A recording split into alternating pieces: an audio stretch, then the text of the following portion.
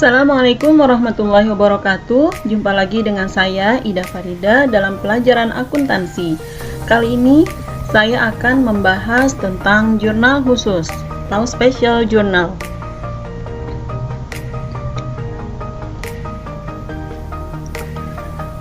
Seiring dengan perkembangan bisnis, maka transaksi perusahaan semakin bertambah banyak. Meskipun transaksi yang dilakukan bertambah dalam kuantitas, tetapi jenis transaksi yang dilakukan relatif sama.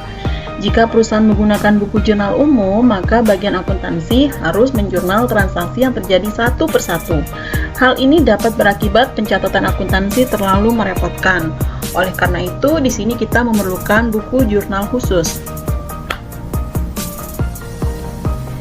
Jadi, pengertian jurnal khusus adalah jurnal yang digunakan untuk mencatat transaksi keuangan yang sejenis dan seringkali terjadi sesuai dengan urutan waktu terjadinya. Manfaat jurnal khusus: yang pertama, menyebabkan terjadinya pembagian kerja. Yang kedua, memudahkan untuk posting ke buku besar. Yang ketiga, pengendalian internal menjadi lebih baik. Yang keempat, menghemat biaya dan tenaga.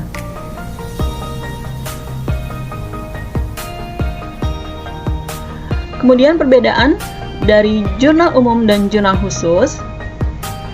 Jurnal umum terdiri dari 5 kolom, yaitu kolom tanggal, keterangan, referensi, debit, dan kredit. Sedangkan jurnal khusus, bentuk jurnal disesuaikan dengan kolom-kolom yang diperlukan dalam mencatat transaksi sejenis. Jurnal umum, pencatatan transaksi dilakukan secara kronologis.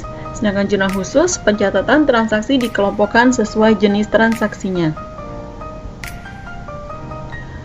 Jurnal umum, posting dari jurnal umum ke buku besar dilakukan langsung setiap terjadi transaksi.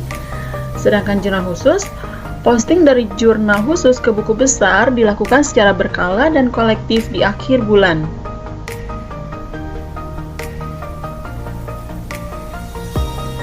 Jurnal khusus ada 4 jenis. Yang pertama, jurnal penerimaan kas atau biasa disingkat JKM, jurnal kas masuk, cash receipt journal, yang fungsinya digunakan untuk mencatat transaksi penerimaan uang tunai. Yang kedua, jurnal pengeluaran kas atau biasa disingkat JKK, jurnal kas keluar, cash payment journal, yang digunakan untuk mencatat transaksi pengeluaran uang tunai. Yang ketiga, jurnal penjualan atau disingkat JJ, jurnal jual, sales journal, untuk mencatat transaksi penjualan secara kredit. Yang keempat, jurnal pembelian atau biasa disingkat JB, purchase journal, yaitu digunakan untuk mencatat transaksi pembelian secara kredit. Namun, perusahaan tetap memerlukan jurnal khusus atau JU, General Journal, yang fungsinya untuk mencatat transaksi yang tidak bisa masuk pada keempat jurnal khusus di atas. Ya, jadi perusahaan tetap memakai jurnal umum yang gunanya untuk mencatat transaksi yang tidak bisa masuk pada keempat jurnal khusus di atas.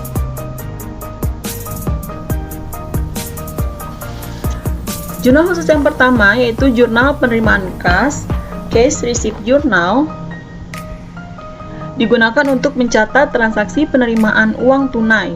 Contohnya, penerimaan piutang, penerimaan dari penjualan tunai, setoran modal, penerimaan pinjaman utang, menerima pendapatan bunga bank.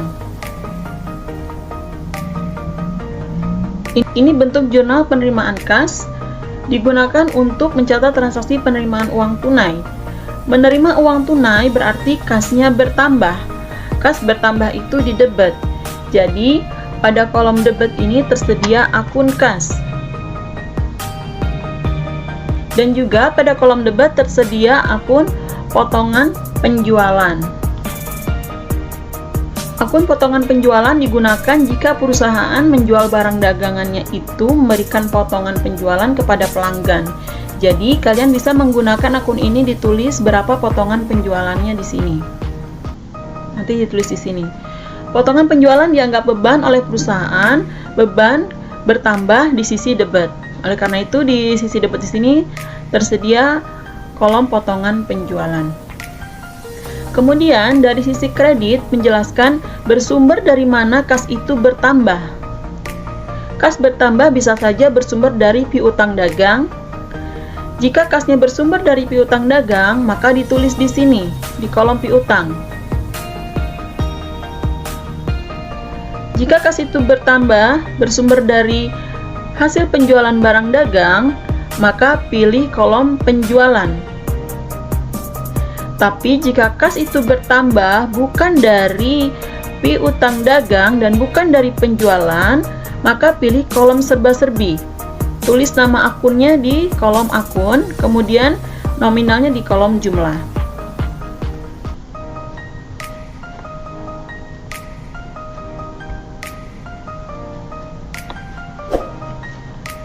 Yang kedua, jurnal pengeluaran kas, Cash Payment Journal. Digunakan untuk mencatat transaksi pengeluaran uang tunai. Contoh, pembelian barang dagang, melunasi utang, membayar beban, pengambilan proyek berupa uang tunai. Ini contohnya bentuk kolom jurnal pengeluaran kas. Mengeluarkan uang berarti kasnya berkurang. Kas berkurang di kredit. Oleh karena itu, di sisi kredit tersedia kolom kas. Dan juga di sisi kredit ada kolom potongan pembelian.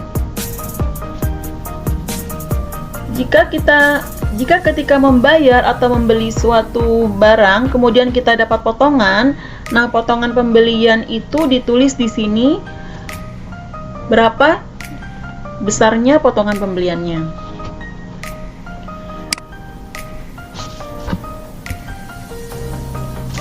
Kemudian pada sisi debit, jurnal pengeluaran kas ini diisi dengan informasi kenapa kas ini bisa keluar. Kas ini keluar karena kegiatan apa?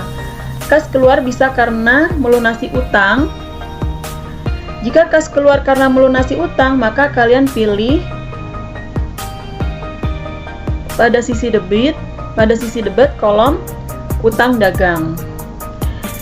Jika kas keluar bisa karena membeli barang dagang secara tunai, maka kalian pilih kolom pembelian. Jika kas keluar bukan karena utang dagang, bukan karena melunasi utang, bukan karena pembelian barang dagang, maka gunakan akun serba-serbi. Misalnya digunakan untuk membayar beban sewa, beban gaji, beban listrik, maka gunakan akun serba-serbi. Nama akunnya ditulis di sini, di kolom akun, serba-serbi pada kolom akun. Dan nominalnya ditulis pada kolom jumlahnya.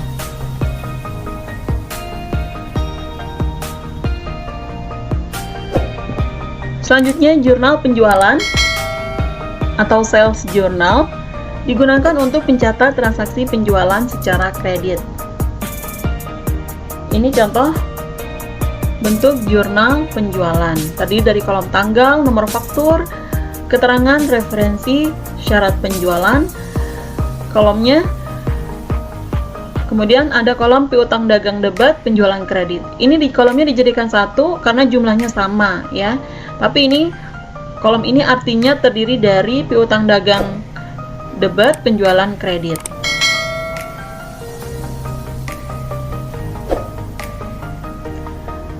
Yang keempat, jurnal pembelian, purchase journal, untuk mencatat transaksi pembelian secara kredit. Ini contoh jurnal pembelian. Terdiri dari kolom tanggal, nomor faktur, keterangan referensi, syarat pembelian. Pada sisi debit terdapat kolom pembelian dan serba-serbi. Pada sisi kredit terdapat kolom utang dagang. Ya, jadi ketika pembelian barang dagang, maka kalian pilih kolom debit, yaitu kolom pembelian. Nah, selain pembelian barang dagang secara kredit, kalian pilih kolom serba-serbi. Ya, jadi di sini kolom pembelian ini untuk pembelian, khusus untuk pembelian barang dagang secara kredit. Selain itu, selain pembelian barang dagang secara kredit, kalian berarti pilih kolom serba-serbi. Di sini ditulis nama akunnya di kolom akun, kemudian jumlahnya di kolom jumlah. Sekian penjelasan tentang jurnal khusus, semoga bermanfaat. Jangan lupa like, share, and subscribe. Wassalamualaikum warahmatullahi wabarakatuh.